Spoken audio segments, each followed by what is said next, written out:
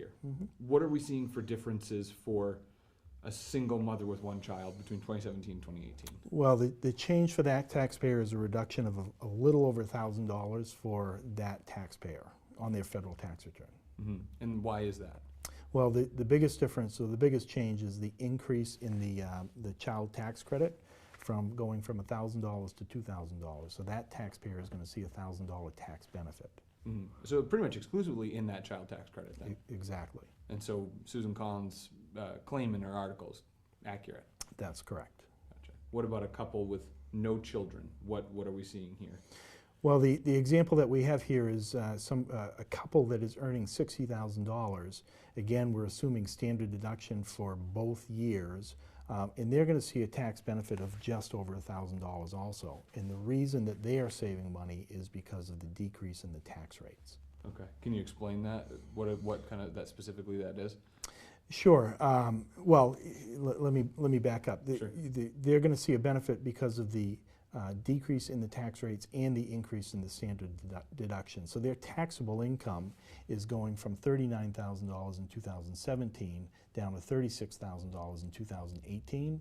So their tax base has decreased. Coupled with the decrease in the tax rates, their income taxes are going to go from $4,900 to $3,900 for a savings of $1,000. Mm-hmm. Because that standard deduction nearly doubled, and that's one of the big ones, right? Exactly. So, but they're also not getting any personal exemptions anymore. Right. Their personal exemptions and their standard deduction in 2017 is $20,800.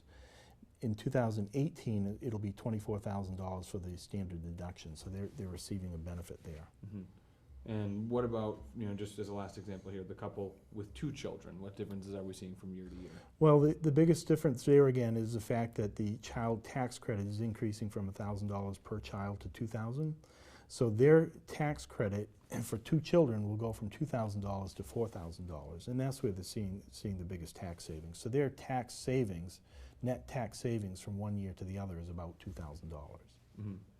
However, kind of like we talked about, Mm-hmm. these examples are kind of a control group, so to speak, because they don't have any of these itemized deductions, things like excise tax on a car or property taxes on a home or condo, right? That's right. How could that change things? Well, these examples in Senator Collins' article are very specific to these types of individuals. If you have a taxpayer who's been paying home mortgage interest on their home, paying property taxes on their home, and maybe made charitable gifts to their church or some other organization, and in the past they itemized their deductions, it's very possible that their tax change has not changed very much at all. Mm-hmm. And is it possible that their itemized deduction could have been higher than what their new, or for example, let me say that again.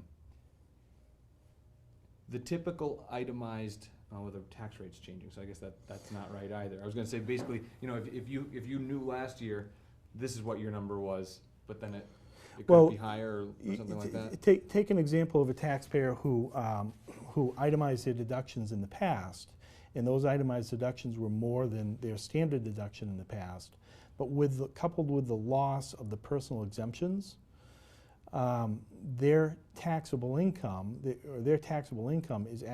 going to go up by just a little bit from one year to the next.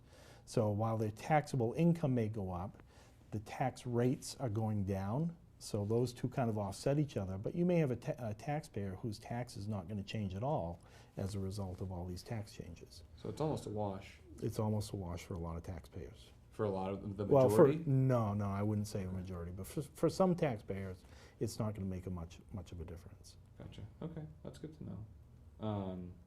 Is there ever a case where somebody, well, no, again, I think I'm running into that same issue. If the tax rate's changing based on your income, right, it's not like there would almost never be a scenario where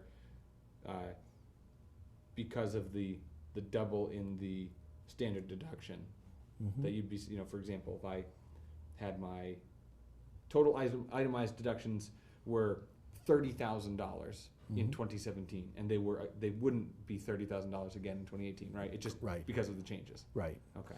Because the state income tax deduction and real estate tax deduction going forward is going to be limited to $10,000. So in the past, that might have been a sizable deduction for a lot of taxpayers. Going forward, that's only going to be $10,000. So their itemized deductions going forward may be a lot less than what they're used to. Meaning they would use the standard deduction instead of their itemized? Very possible, yes. How does that help or hurt somebody? Well, again, it's going to impact everybody in different ways. You know, if a taxpayer is an alternative minimum tax, which is a whole different ballgame, we don't even want to go there.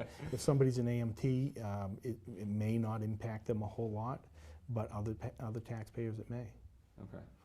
What's the takeaway here for everybody? I mean, I know, again, every case is unique, but Sure. what's the Well, takeaway? I think the takeaway is everybody has to look at their own individual tax situation and walk through what their taxes are going to be for 2017 and project what their taxes are for 2018 to see how the tax changes impact them.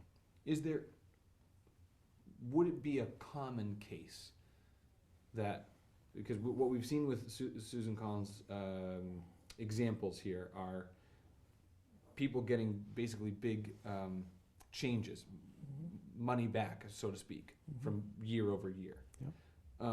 And then when we look at some of the other ones where we put out these itemized deductions, it's almost a wash. Is there ever a case where somebody ends up paying way more in taxes in 2018 compared to previous years?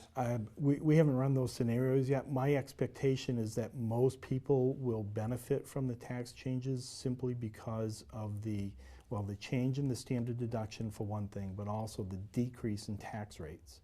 And especially for higher income taxpayers, their tax rates are going to decrease, and that should result in significant tax savings. It would probably have to be a pretty extreme example for somebody to have to pay an extra $2,000 in taxes, right? I'm sure there are people out there that will pay more in taxes. We just haven't seen that situation yet. Do you know what types of people that would be? Would it be somebody on the higher income end of the spectrum or somebody on the lower income end of the spectrum? I couldn't tell you right now. Okay.